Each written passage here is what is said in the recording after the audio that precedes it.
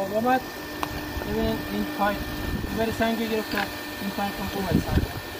پس او را کاش میتونم